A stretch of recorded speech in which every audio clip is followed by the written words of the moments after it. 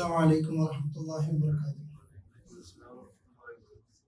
إن الحمد لله نحمده ونستعينه ونؤمن به ونتوكل عليه ونعوذ بالله من شرور أنفسنا ومن سيئات أعمالنا.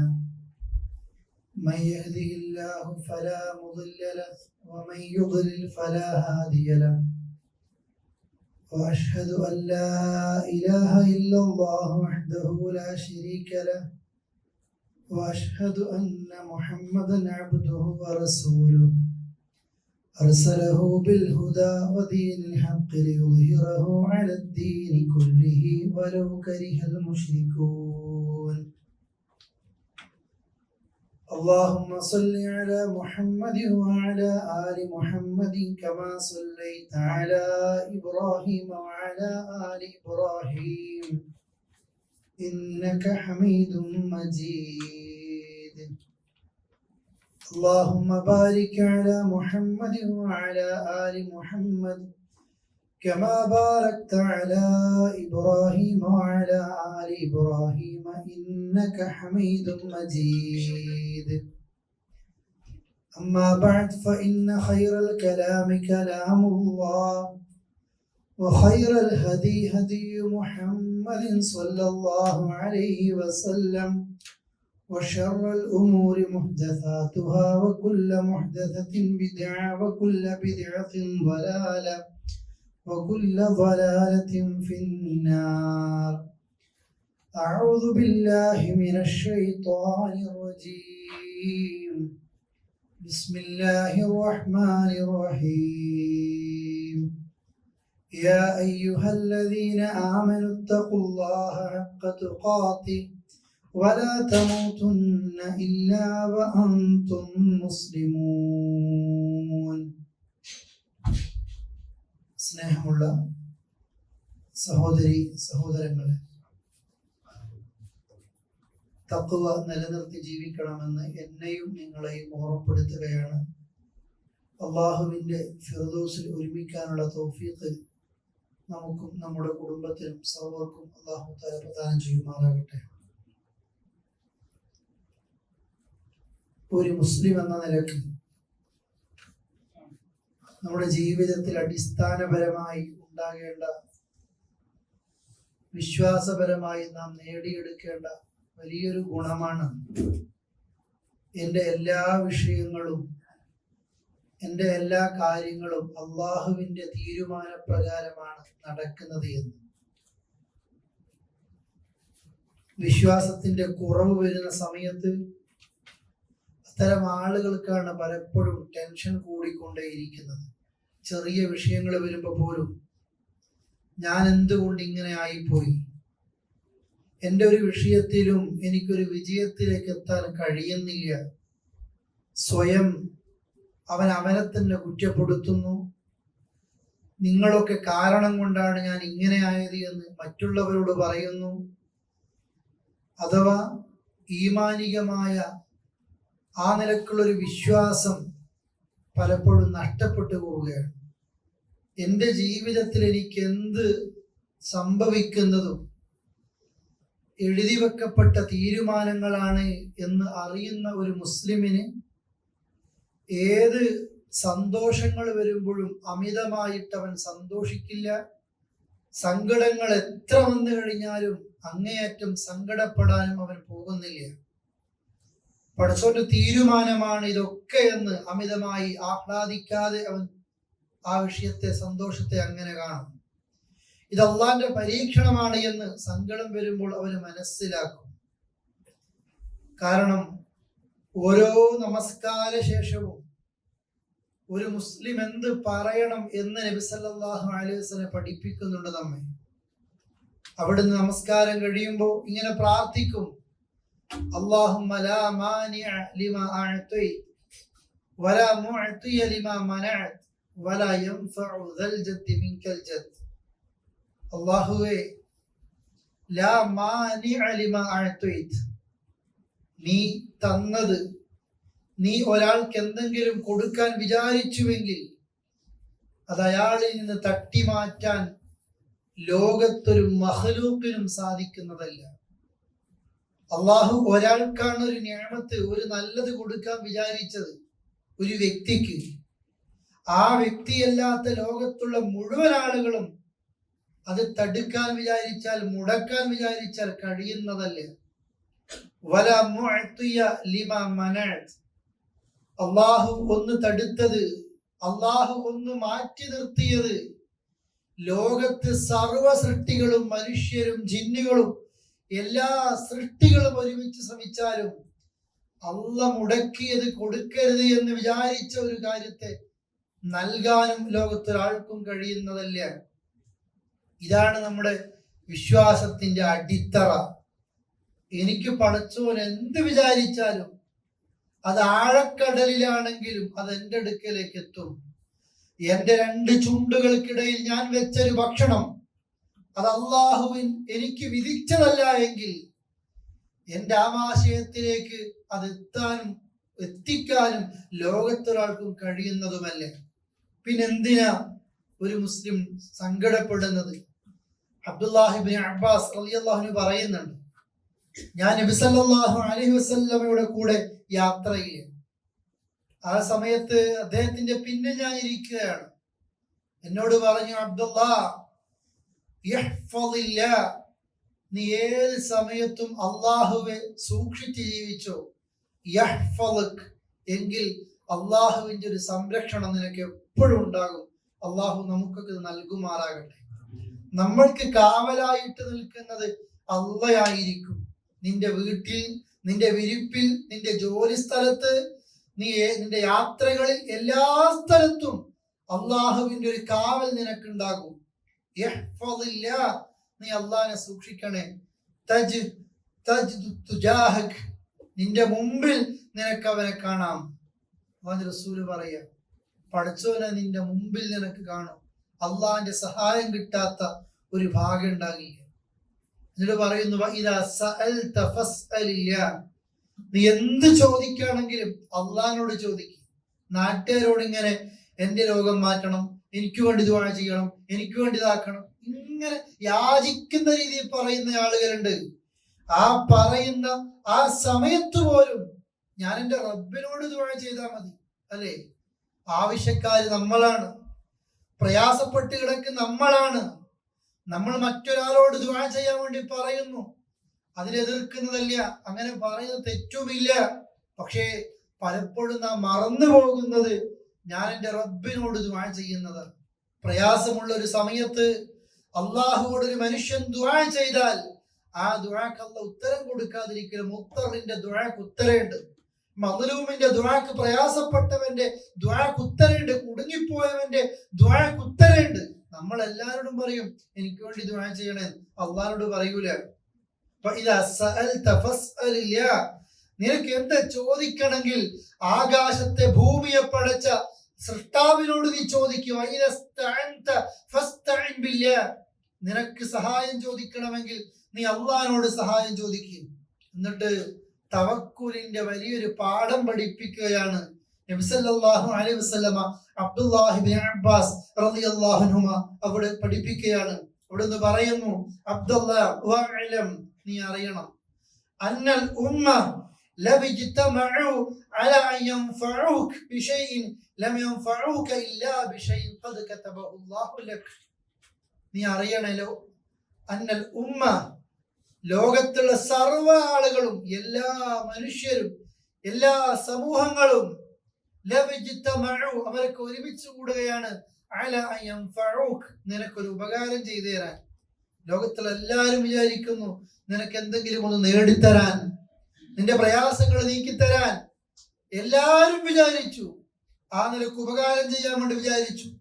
അവർക്ക് കഴിയൂല നിനക്ക് ഉപകാരം ചെയ്യാൻ. ഇല്ല, ഖദ് കതബഹു അല്ലാഹു ലക.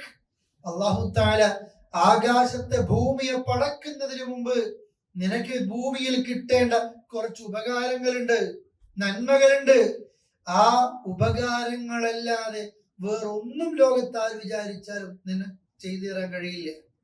ഇനി അവർ ഒരുമിച്ച് കൂടി നിന്നെ ബുദ്ധിമുട്ടിക്കാൻ, നമ്മൾ ഒരാളെ, ഒരു വ്യക്തിയെ ലോകത്തുള്ള സർവ്വ സൃഷ്ടികളും, മനുഷ്യരടക്കമുള്ള എല്ലാ സൃഷ്ടികളും, ലോകത്തുള്ള എല്ലാവരും ഒരു വ്യക്തിയെ ബുദ്ധിമുട്ടിക്കാൻ വിചാരിച്ചു. ലം യദുറൂക്, അവർക്ക് നിന്നെ ബുദ്ധിമുട്ടിക്കാൻ കഴിയൂല. ഇല്ലാ ബിശൈഇൻ ഖദ് കതബഹു അല്ലാഹു അലൈക്, അല്ലാഹു നിന്റെ മേൽ വിധിച്ച ചില മുസീബത്തുകളുണ്ട്, അതിലപ്പുറത്തേക്ക് ഒരാൾക്കും നിന്റെ അന്നം മുട്ടിക്കാൻ കഴിയൂല. നമ്മൾ പറയലില്ലേ, ഓഫീസിൽ അയാൾ അങ്ങനെയാക്കാൻ നോക്കുന്നു, വർക്ക് പ്ലേസിൽ ഇങ്ങനെ വരുന്നു, എന്റെ കച്ചവടത്തിന് അത് ഭീഷണിയാകുന്നു, അപ്പുറത്തൊരു ഷോപ്പ് തുറക്കുമ്പോൾ എനിക്ക് ബാധിക്കാൻ പോകുന്നു, ആളുകൾ എന്തിലൊക്കെയാ ടെൻഷൻ. ഞാൻ ആമുഖമായി പറഞ്ഞതുപോലെ ഈമാൻ കുറയുന്നതിനനുസരിച്ച് മനസ്സിന്റെ സമാധാനം പോകും, ഉറങ്ങാൻ കഴിയൂല. എത്ര പണക്കാരുണ്ട്, ഇഷ്ടംപോലെ സമ്പത്തുണ്ട്, എന്നിട്ടും ഒരു ഗുളി കഴിച്ചാൽ ഉറങ്ങാൻ പറ്റണില്ല, 2 കഴിച്ചാൽ ഉറങ്ങാൻ പറ്റണില്ല, 3 കഴിച്ചിട്ടും ഉറക്കം കിട്ടാത്ത, ഉറക്കം നഷ്ടപ്പെട്ട എത്രയോ പണക്കാരുണ്ട്. സമാധാനത്തോടെ നടക്കാൻ കഴിയാത്തവർ, സമാധാനത്തോടെ ഭക്ഷണം കഴിക്കാൻ കഴിയാത്തവർ, സമ്പത്തിന്റെ കുറവ് കൊണ്ടല്ല, ആരോഗ്യത്തിന്റെ കുറവ് കൊണ്ടല്ല, ഭരമേൽപ്പിക്കലില്ലാതെ വരുമ്പോ, അള്ളാഹുവിലുള്ള തവക്കുൽ നഷ്ടപ്പെട്ടു പോകുമ്പോ ടെൻഷൻ അവന്റെ ജീവിതത്തിന്റെ ഒരു സെക്കൻഡ് നേരം പോലും അവന്റെ ജീവിതത്തിൽ നിന്ന് മാറില്ല. സുഹൃത്തുക്കളെ, ചെറുതാകട്ടെ വലുതാകട്ടെ, നാം അനുഭവിക്കുന്ന എല്ലാ ഈ ടെൻഷന്റെ കാരണവും നമ്മുടെ തവക്കുലിന്റെ കുറവാണ്. ഒരു വ്യക്തി മനസ്സിലാക്കുകയാണ്, ലോകത്തൊരാൾക്കും എന്നെ ഒന്നും ചെയ്യാൻ കഴിയൂല. എന്തിനാ മുസ്ലിമെ സങ്കടപ്പെടുന്നത്? എന്തിനാ പ്രയാസപ്പെട്ടുകൊണ്ടിരിക്കുന്നത്? അള്ളാഹു എനിക്ക് വിധിച്ചത് എന്തൊക്കെയുണ്ടോ അത് ആകാശലോകത്ത് നിന്നാണ് അള്ളാഹു നൽകുന്നത്. അള്ളാഹു തആല ചോദിക്കുന്നുണ്ട്, അല്ലാഹല്ലാതെ ആകാശത്ത് നിന്ന് ഭൂമിയിൽ നിന്ന് റിസ്ക് നൽകുന്നവൻ അല്ലാഹല്ലാതെ മറ്റാരുണ്ടോ? നിങ്ങളുടെ റിസ്ക് ആകാശത്തിലാ, അള്ളാന്റെ കയ്യിലാ. ഭൂമിയിൽ നിന്ന് വരുന്നതും അള്ളാഹ് നൽകുന്നതാ. അതുകൊണ്ട് സാമ്പത്തിക മേഖലയിലാണ് എല്ലാവരും കൂടുതൽ ടെൻഷൻ അടിക്കുന്നത്. ആ നിലക്കുള്ള പ്രയാസങ്ങൾ ജോലിസ്ഥലത്തും കച്ചവടത്തിലും കുടുംബത്തിലും അയൽവക്ക ബന്ധങ്ങളിലും എല്ലാ വിഷയങ്ങളിലും അനുഭവിക്കുന്ന പ്രയാസങ്ങൾ ആ സമയത്ത് നബി സല്ലല്ലാഹു അലൈഹി വസല്ലം പഠിപ്പിക്കുകയാണ്, അള്ളാഹ് എഴുതി വെച്ചതിനപ്പുറത്ത് ഒരാൾക്കും ഒന്നും ചെയ്യാൻ കഴിയില്ല. എന്നിട്ട് പറയുന്നു, ഇതിന് സങ്കടം വേണ്ട, പേനകൾ ഉയർത്തപ്പെട്ടു, അതേപോലെ ഏടുകളൊക്കെ മരവിപ്പിച്ചു കഴിഞ്ഞു. എഴുതിയത് അത് മാത്രമേ ഇനി സംഭവിക്കൂ. പുതിയതായിട്ടൊരാൾക്കും നിന്നെ ഒരു ബുദ്ധിമുട്ടും ഉണ്ടാക്കാൻ കഴിയൂല എന്ന് റസൂലുള്ളാഹി സ്വല്ലല്ലാഹു അലൈഹി വസല്ലം പഠിപ്പിക്കുകയാണ്. അതുകൊണ്ട് പ്രിയപ്പെട്ടവരെ, ഏത് സമയത്തും നമ്മൾക്ക് സമാധാനം ഉണ്ടായിരിക്കണം. വമാ മിൻ ദാബത്തിൻ ഫിൽ അർദ് ഇല്ലാ അലല്ലാഹി റിസ്ഖുഹാ, ഭൂമിപ്പുറത്തുള്ള ഏത് ജീവിയാകട്ടെ, ഇല്ലാ അലല്ലാഹി റിസ്ഖുഹാ, അതിന്റെ റിസ്ക് അത് അള്ളാന്റെ കയ്യിലുണ്ട്. പണ്ഡിതന്മാര് പറയുന്നുണ്ട്, മരണത്തിൽ നിന്ന് ഒരാൾ ഒളിച്ചോടി പോകുമ്പോ മരണത്തിന്റെ പ്രത്യേകത എന്താ?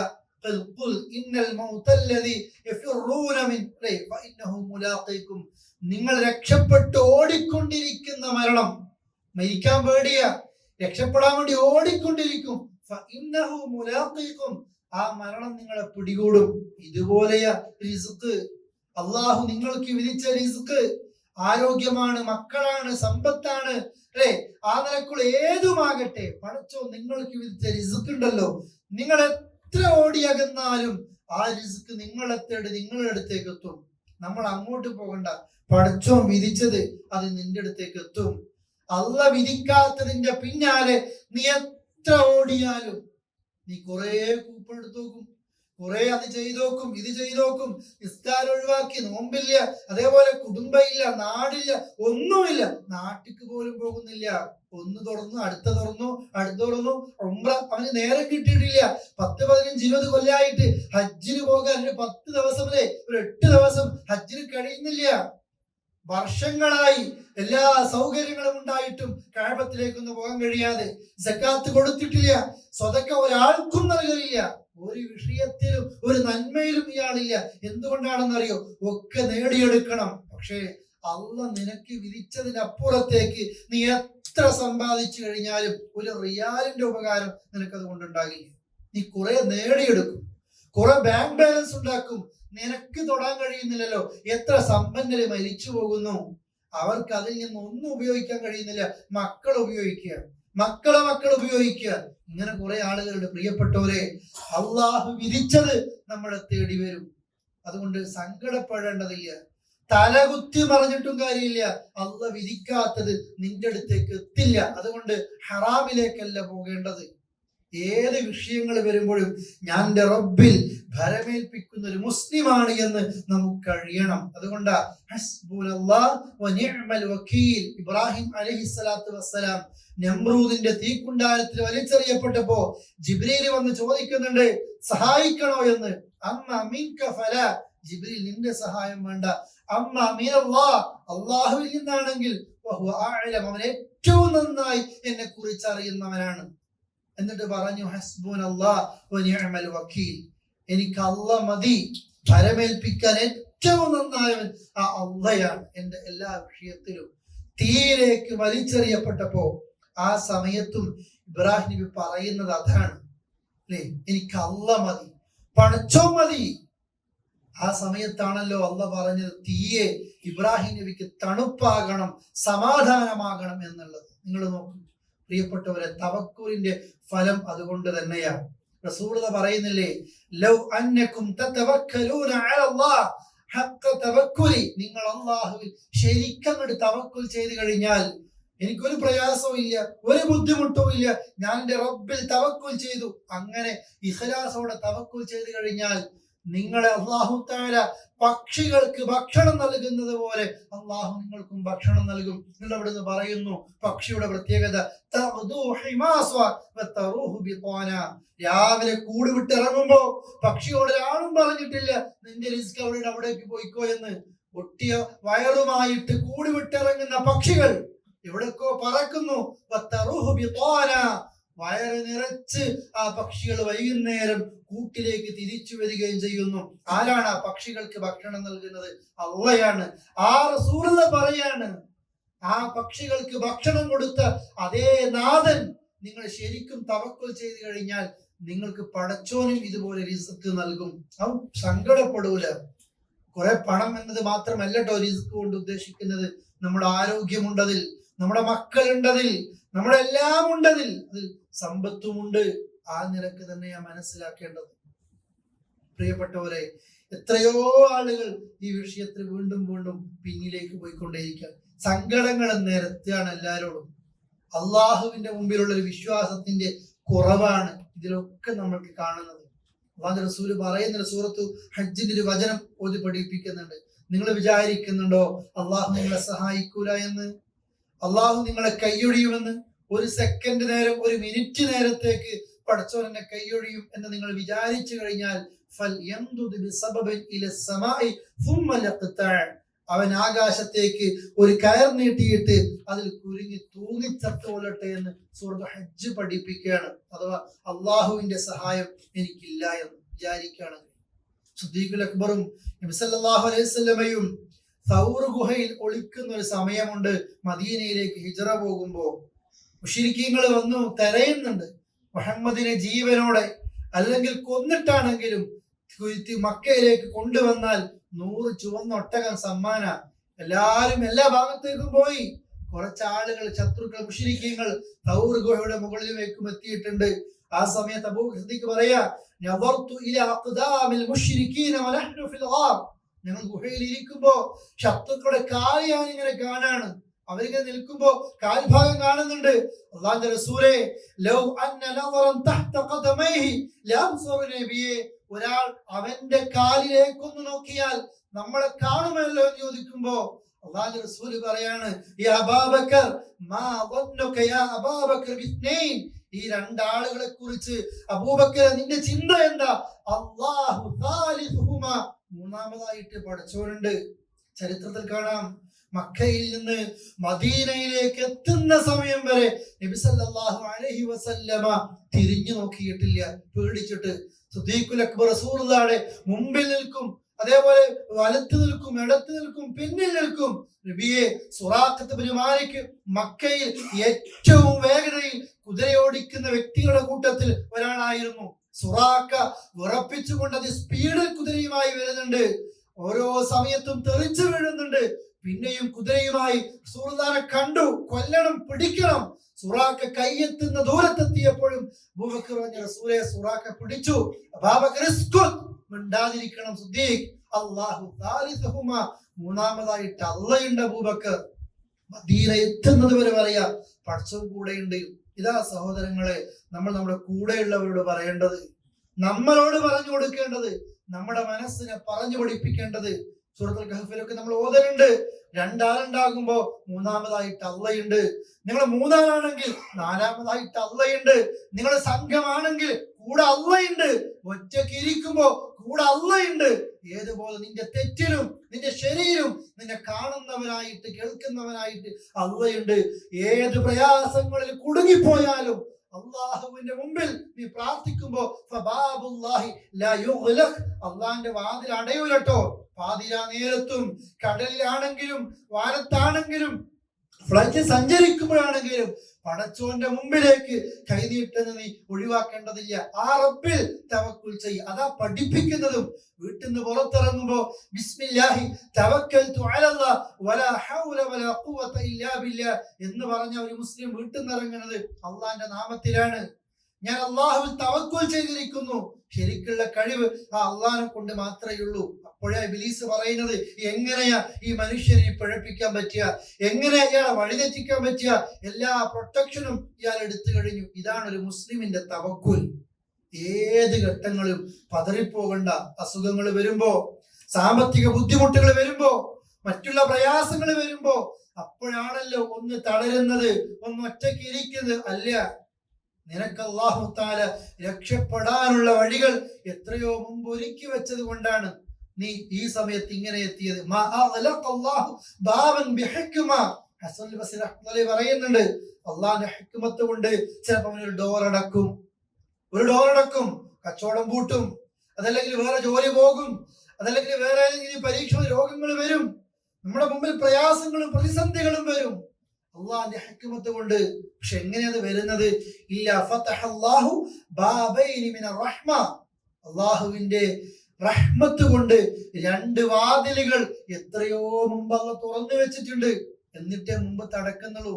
നമ്മൾ പറയലില്ലേ, പിന്നെ ഖബറിലും ദമാമിലും ഗൾഫ് രാജ്യങ്ങളിലൊക്കെ ഒരു റോഡ് വർക്ക് നടക്കുന്നതിന്റെ ദിവസങ്ങൾക്ക് മുമ്പ് മറ്റു പല സിഗ്നലുകളും മറ്റുമൊക്കെ മറ്റു പല ഭാഗത്തേക്ക് തിരിച്ചുവിടും. നമുക്ക് മനസ്സിലാകൂല.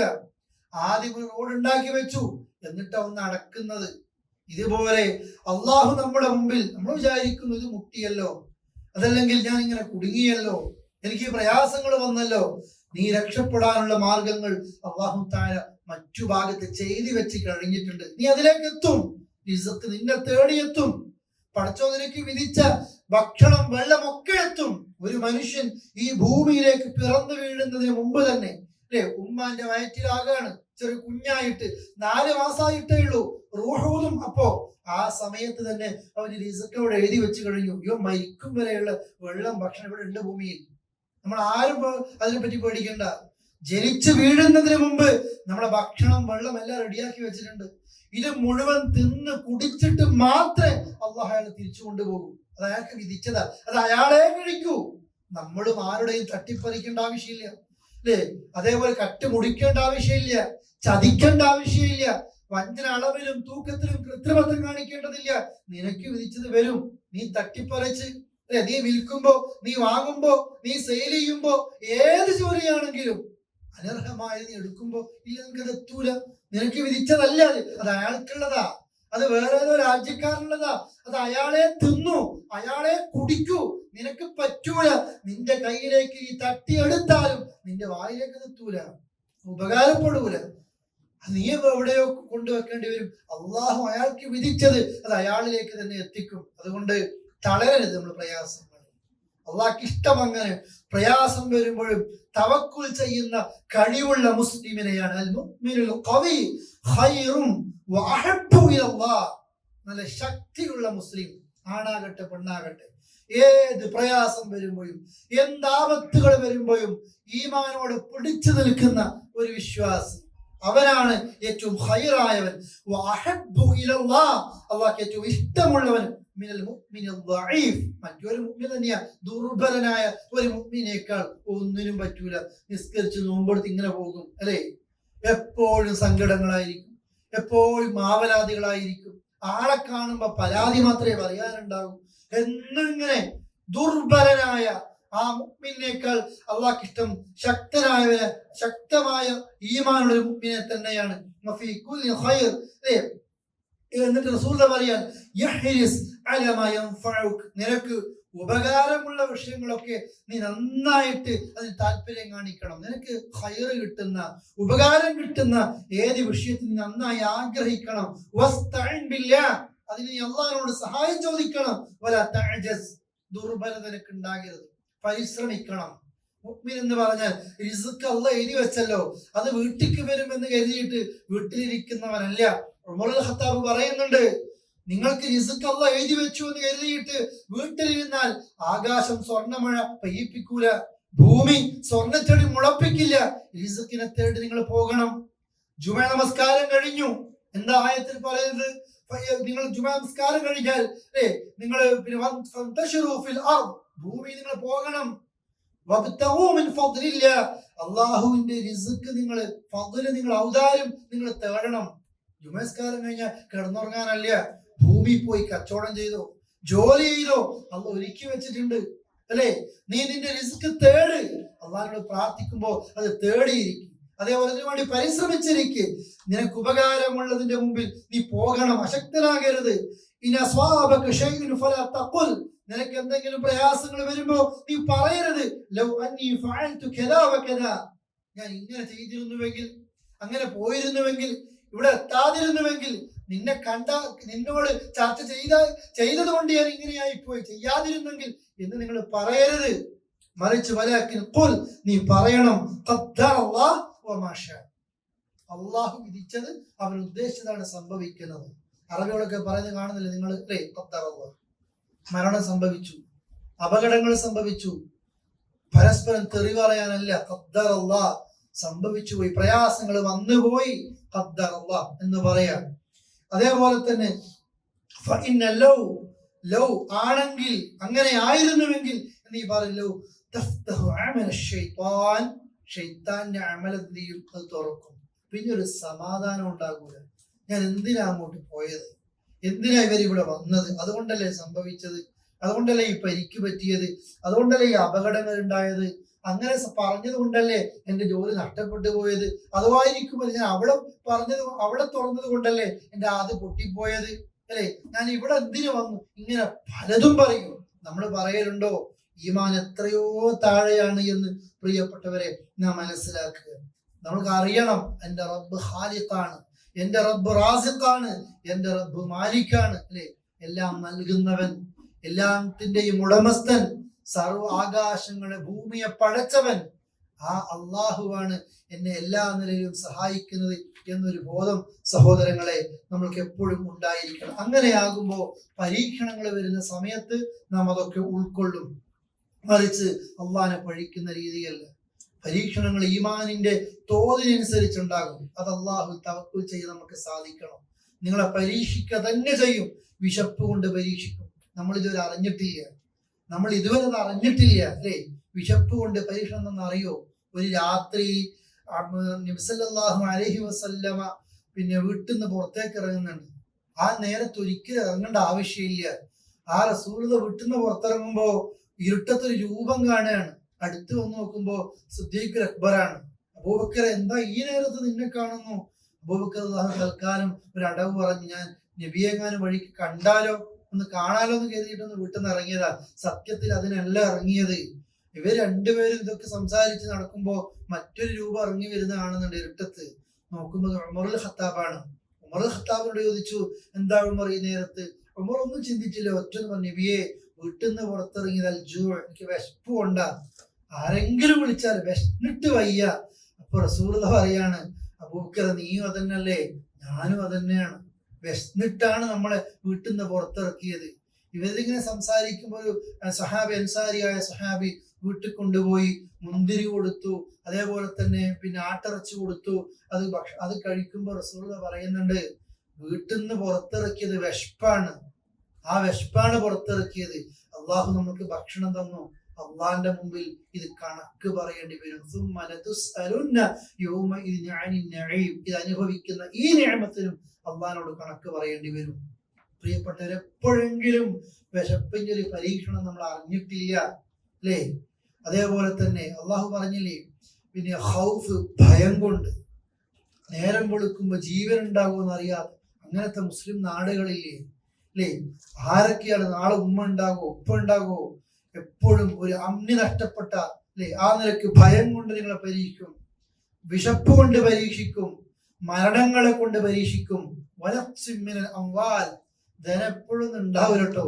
നമ്മൾ വിചാരിക്കും ഇന്ന് വാങ്ങുന്ന സാലറിക്ക് എപ്പോഴും ഉണ്ടാകും. അല്ല, അള്ളാഹ് പരീക്ഷിക്കും. ഖുർആൻ പറഞ്ഞതാണ്, നിങ്ങൾക്ക് എല്ലാവർക്കും അല്ലാഹു തആല ഇഷ്ടം പോലെ പണം തരികയാണെങ്കിൽ ഭൂമിയിൽ കുഴപ്പങ്ങളായി ഉണ്ടാകുക.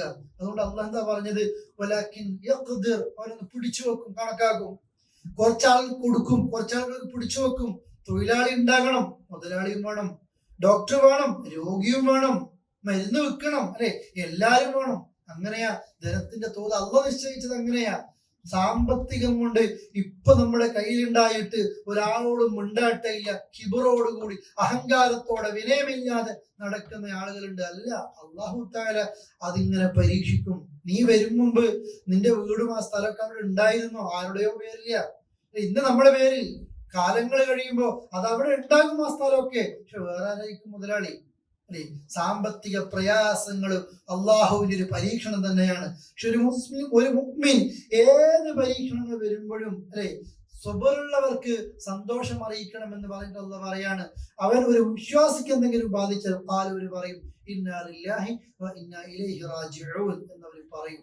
അള്ളാഹുവിന്റെ അടുക്കൽ നിന്നുള്ള പരീക്ഷണമെന്ന് മനസ്സിലാക്കും. അതാ അത്ഭുതമാണ് ഒരു മുഅ്മിൻ, എപ്പോഴും സന്തോഷമായിരിക്കും.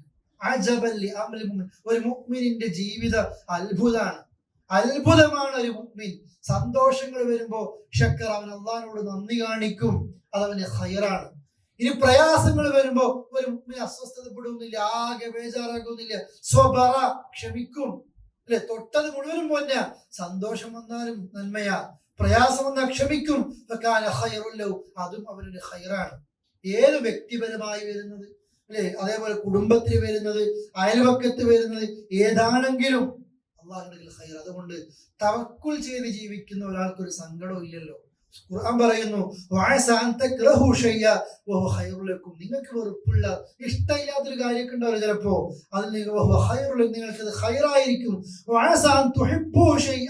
നിങ്ങളെ വല്ലാതെ ഇഷ്ടപ്പെടുന്ന ചില കാര്യങ്ങളുണ്ട്, തിരക്ക് പിടിച്ചിട്ട് എനിക്ക് ഇപ്പൊ തന്നെ അത് കിട്ടണം അല്ലെ, ആഗ്രഹിക്കുന്ന ഇഷ്ടപ്പെടുന്ന കാര്യങ്ങളുണ്ട്. നിങ്ങൾക്കത് ഷർറ, അതാ നിങ്ങളിലേക്ക് എത്താത്തത് അള്ളാഹ് മാറ്റി വെക്കുക. പക്ഷെ നിങ്ങൾക്ക് ഇപ്പൊ കിട്ടിയേ പറ്റൂ. നിങ്ങൾ വല്ലാതെ ഇഷ്ടപ്പെടുന്നുണ്ട്, നിങ്ങൾക്ക് ഷർറാണ്. വല്ലാഹു യഅലം വഅൻതും ലാ തഅലമൂൻ, അള്ളാഹ് അറിയുന്നുണ്ട് കേട്ടോ, നിങ്ങൾ അറിയുന്നില്ല. നമുക്ക് കിട്ടാത്തതിനെ കുറിച്ച് ടെൻഷൻ വേണ്ട, അള്ളാഹ് തടുത്തു മാറ്റിയതാണ്. അതുകൊണ്ട് നല്ല രീതിയിൽ റിസ്ക് കിട്ടാനും തവക്കുൽ ചെയ്ത് ജീവിക്കാനും അള്ളാഹുവോട് നാം പ്രാർത്ഥിക്കണം. എന്താ വേണം? തഖ്വയോടെ നിങ്ങൾ ജീവിക്കും. അള്ളാഹു നിങ്ങൾക്കൊരു പോംവഴി തരും. നിങ്ങൾ അറിയാത്ത മാർഗത്തിലൂടെ അവൻ നിങ്ങൾക്ക് ഭക്ഷണം തരും, അന്നം തരും, റിസ്ക് തരും, ആരോഗ്യം തരും, ഒക്കെ തരും. അള്ളാഹുവെ സൂക്ഷിക്കണം, തവക്കുൽ ചെയ്ത് ജീവിക്കണം. അതേപോലെ അള്ളാഹുവോട് നിങ്ങൾ റബ്ബിനോട് ഇസ്തിഗ്ഫാർ, എപ്പോഴും തെറ്റി അള്ളാഹിനോട് ഏറ്റു പറഞ്ഞു, അവൻ പുറത്തു തരും. നിങ്ങൾക്ക് ആകാശത്ത് നിന്ന് മഴയെ തരും, ഭൂമിയിൽ നിന്ന് പിന്നെ കൃഷി തരും, നല്ല മക്കളെ തരും, സമ്പത്ത് തരും, ഒക്കെ തരും. അതേപോലെ തന്നെ അള്ളാഹു നന്നായി തവക്കുൽ ചെയ്തോ, പക്ഷികൾക്ക് നൽകുന്നത് പോലെ അള്ളാഹു നിങ്ങൾക്കും നൽകും. ജീവിതത്തിൽ സങ്കടപ്പെടേണ്ട ഒരു അവസ്ഥ ഒരു മുഅ്മിനിനില്ല. ഈ ദിവസം ചെയ്തത് കൊണ്ട്, ആ നേരം നോക്കിയിട്ട്, ആ സ്ഥലം നോക്കിയിട്ട് അല്ലെ, ഇതുകൊണ്ടൊന്നും കാര്യമില്ല പ്രിയപ്പെട്ടവരെ. ശക്തമായ നിലക്കുള്ള ഈമാൻ വേണം, തഖ്വ വേണം, തവക്കുൽ വേണം. അള്ളാഹ് അവരെയാണ് ഇഷ്ടം. അങ്ങനെയുള്ളവരുടെ കൂട്ടത്തിൽ അള്ളാഹു നമ്മയും നമ്മുടെ കുടുംബത്തെയും സർവരെയും ഉൾപ്പെടുത്തി അനുഗ്രഹിക്കുമാറാകട്ടെ. അള്ളാഹുവേ, നന്മയിലും ഏത് പ്രയാസങ്ങളിലും സന്തോഷങ്ങളിലും ഈമാൻ ഒരു കടുകുമണിയോളം ചോർന്നു പോകാതെ ശക്തിയുള്ള ഈമാനുള്ളവരായിട്ട് നീ ഞങ്ങളെ ജീവിക്കാനുള്ള തൗഫീഖ് റഹ്മാനെ. അങ്ങനെ തന്നെ പതറാതെ ലാ ഇലാഹ ഇല്ലല്ലാഹ് എന്ന കലിമത്ത് തൗഹീദ് ചൊല്ലി മരിക്കാനുള്ള ഭാഗ്യം ഞങ്ങൾക്കും ഞങ്ങളുടെ കുടുംബത്തിനും സർവർക്കും നൽകണം റഹ്മാനെ. ഞങ്ങളെയും ഞങ്ങളുടെ കുടുംബത്തെയും നിന്റെ ഫിർദൗസിൽ ഒരുമിപ്പിക്കണം റഹ്മാനെ. ലോകത്തിന് വിവിധ ഭാഗങ്ങളിൽ പ്രയാസം അനുഭവിക്കുന്ന സഹോദരി സഹോദരങ്ങൾ മക്കൾ എല്ലാവരും കൊണ്ട് പ്രയാസങ്ങൾ ദൂരീകരിക്കണം റഹ്മാനെ. ശത്രുവിന്റെ കുതന്ത്രങ്ങളെ നീ പരാജയപ്പെടുത്തണം റഹ്മാനെ. അല്ലാഹുവേ, എല്ലാവിധ പ്രയാസങ്ങളിലും ഞങ്ങളെയും സർവ്വരീതി കാത്തുരക്ഷണം റഹ്മാനെ. താങ്ങാനാകാത്ത കടത്തിന്റെ ഭാരങ്ങളിൽ നിന്ന്, രോഗങ്ങളിൽ നിന്ന് അതനുഭവിക്കുന്ന എല്ലാവരെയും നീ കാത്തുരക്ഷണം റഹ്മാനെ. വസല്ലല്ലാഹു അലാ നബിയിന മുഹമ്മദിൻ വഅലാ ആലിഹി വസഹ്ബിഹി അജ്മഈൻ. അസ്സലാമു അലൈക്കും വറഹ്മത്തുള്ളാഹി വബറകാതുഹു.